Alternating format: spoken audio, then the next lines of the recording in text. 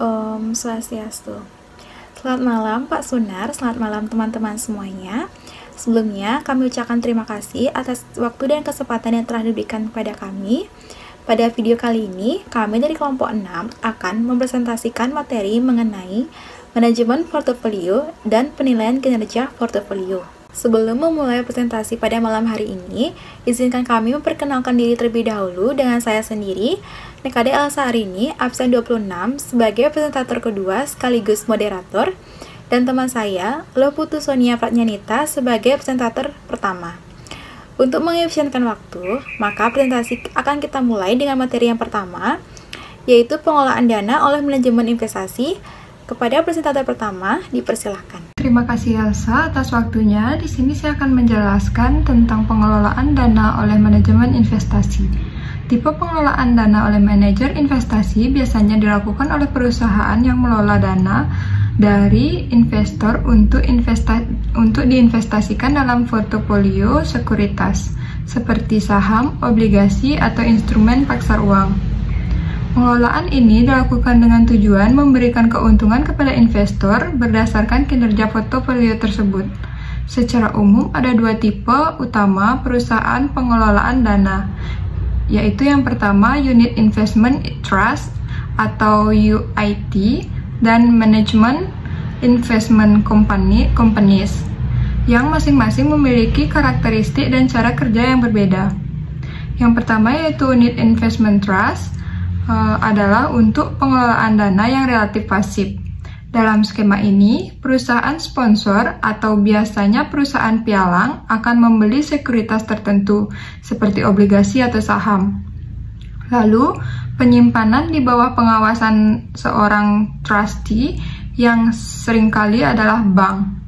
Setelah portofolio ini dibentuk, sertifikat investasi diterbitkan dan dijual kepada investor yang kemudian menjadi pemilik bagian dari portofolio sekuritas tersebut. Karakteristik penting dari UIT adalah yang pertama, portofolio tetap. Sekuritas yang mendasari penerbitan sertifikat biasanya tidak banyak berubah setelah diterbitkan, kecuali dalam kondisi yang jarang terjadi, misalnya dalam situasi yang dimana sekuritas tersebut dianggap sudah tidak sesuai dengan tujuan investasi atau ada kesepakatan untuk mengubahnya. Yang kedua, pendapatan tetap. Seringkali sekuritas yang dipilih dalam UIT adalah sekuritas pendapatan tetap, seperti obligasi yang menjamin investor mendapatkan pendapatan berupa bunga hingga jatuh tempo. Karakteristik yang terakhir yaitu jangka waktu terbatas. UIT biasanya memiliki masa hidup tertentu. Setelah waktu ini habis, portofolio likuiditas dan hasilnya dibagikan kepada investor. Yang kedua yaitu Management Investment Companies. Berbeda dengan UIT yang cenderung pasif, Management Investment Companies lebih aktif dalam pengelolaan portofolionya. Perusahaan investasi ini mengelola dana yang dikumpulkan dari investor dengan tujuan untuk diinvestasikan dalam portofolio yang dikelola secara aktif oleh manajer investasi profesional. Dalam hal ini, perusahaan investasi bisa menyesuaikan komposisi portofolio secara terus-terusan berdasarkan kondisi pasar, prospek ekonomi, atau perubahan strategi investasi. Ada dua jenis utama dari manajemen investment companies, yaitu yang pertama, closed-end investment companies. Perusahaan investment tertutup ini menerbitkan saham kepada publik melalui penawaran umum perdana atau IPO. Setelah penawaran ini selesai, saham-saham tersebut diperdagangkan di pasar sekunder seperti bursa efek dan tidak dapat dibeli atau ditebus langsung dari perusahaan investasi setelah penawaran awal. Kedua yaitu open-end investment companies atau reksadana. Jenis pengelolaan dana ini lebih umum dikenal sebagai reksadana. Tidak seperti closed-end companies, open-end companies menerbitkan saham baru setiap kali investor ingin membeli, dan investor juga dapat menebus saham mereka langsung dari perusahaan manajemen investasi kapan saja. Karakteristik utama dari closed-end companies adalah yang pertama, jumlah saham terbatas. Setelah IPO, jumlah saham yang beredar terbatas.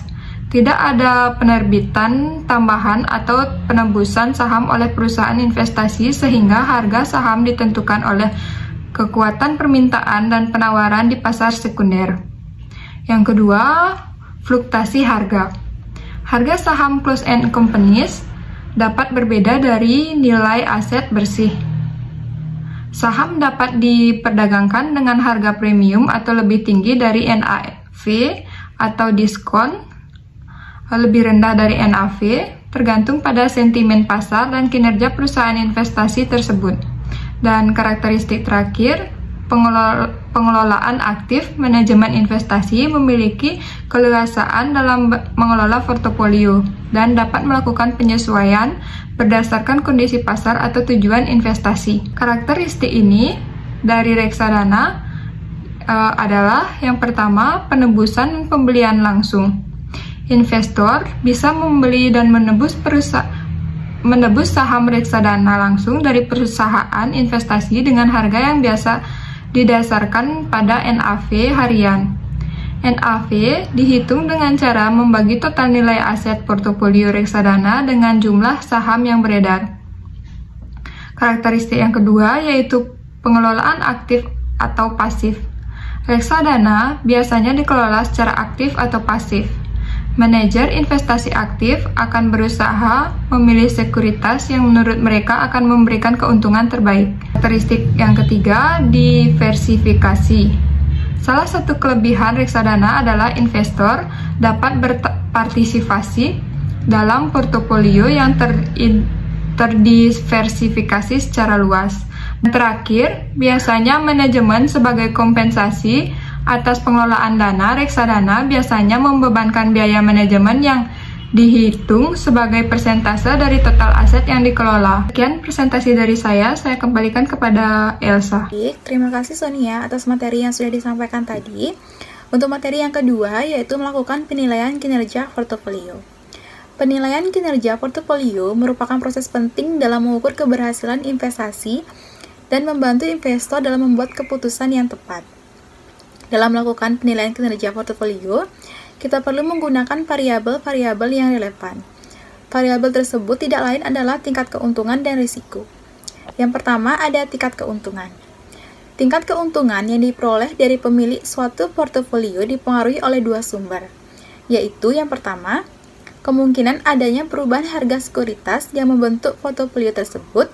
Yang kedua, pembayaran dividen atau juga bunga kalau dalam portofolio tersebut terdapat obligasi. Sebagai contoh, portofolio kita terdiri dari dua saham, yaitu saham A dan saham B. Pada awal periode, kita membeli saham A senilai 50 juta dan juga saham B senilai 50 juta. Selama 1 tahun, saham A membayarkan dividen senilai 5 juta dan saham B membayarkan dividennya senilai 1 juta. Pada akhir tahun, nilai saham A menjadi 55 juta dan saham B menjadi 60 juta. Dengan demikian, maka perhitungan tingkat keuntungan portofolio tersebut adalah sebagai berikut.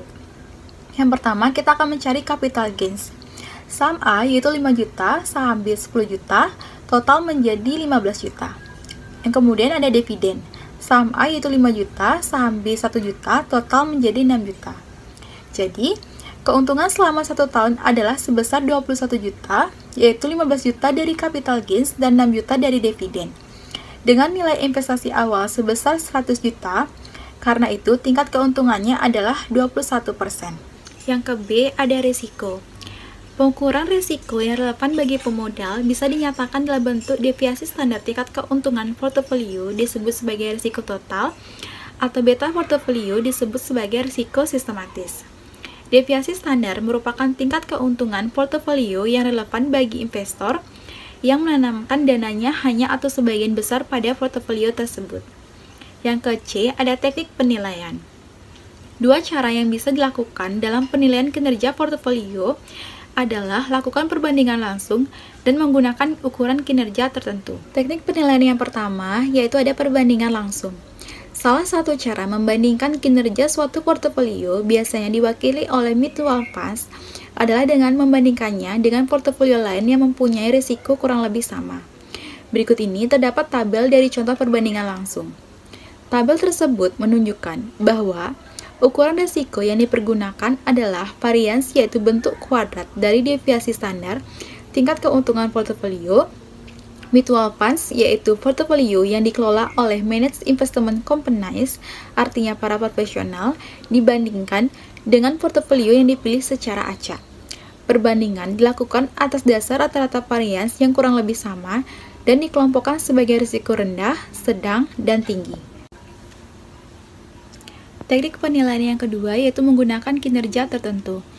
Ada 4 parameter yang bisa dipergunakan sebagai ukuran kinerja portofolio.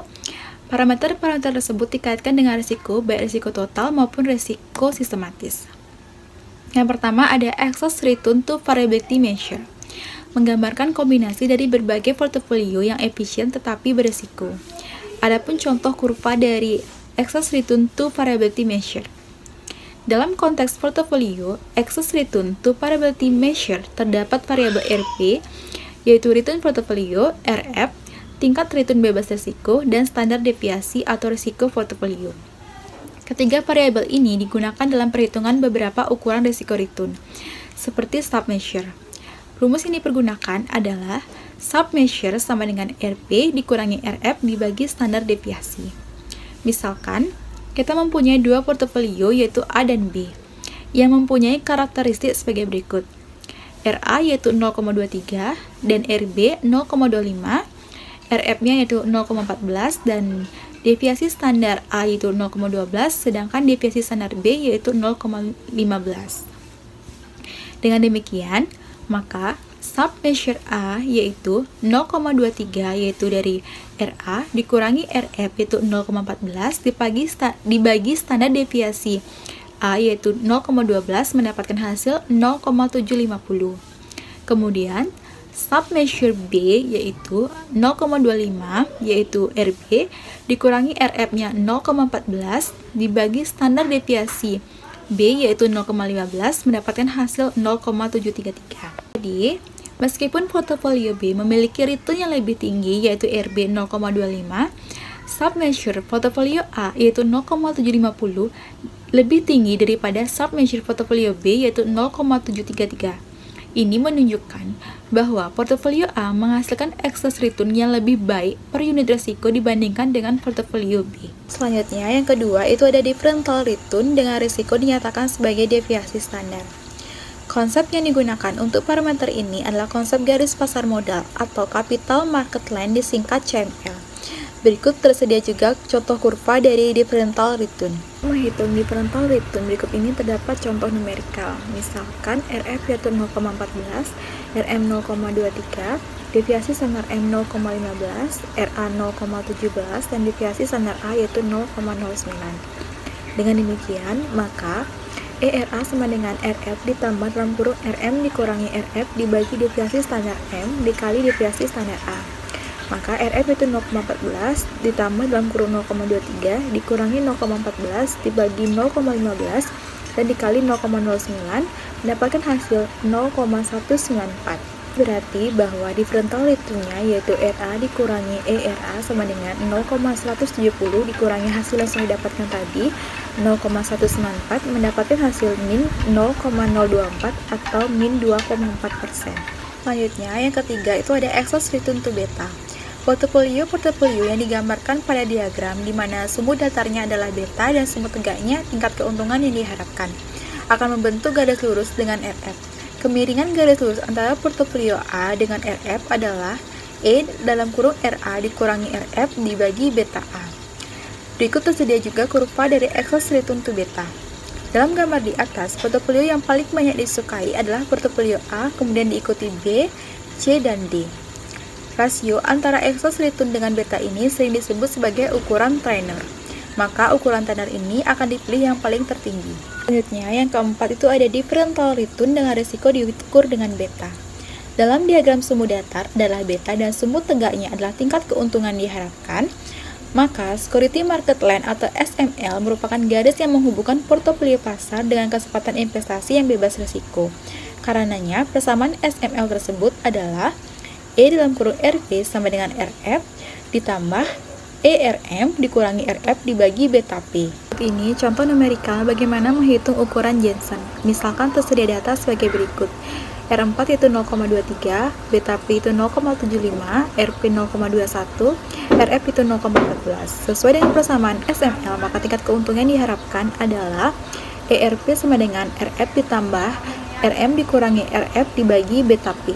Maka RF itu 0,14 dalam kurung RM 0,23 dikurangi RF 0,14 dikali beta P yaitu 0,75 mendapatkan hasil 0,2075 atau 20,75%. Karena tingkat keuntungan diperoleh sebesar 21%, maka differential portofolio tersebut adalah positif 0,25%. Sekian materi dari kelompok 6, dilanjutkan dengan sesi diskusi. Bagi teman-teman yang ingin bertanya, bisa mengisi kolom komentar yang sudah disediakan. Kesimpulan dari materi pada malam hari ini yaitu pengelolaan dana investasi terbagi menjadi unit investment trust atau UIT yang pasif dan managed investment companies yang aktif.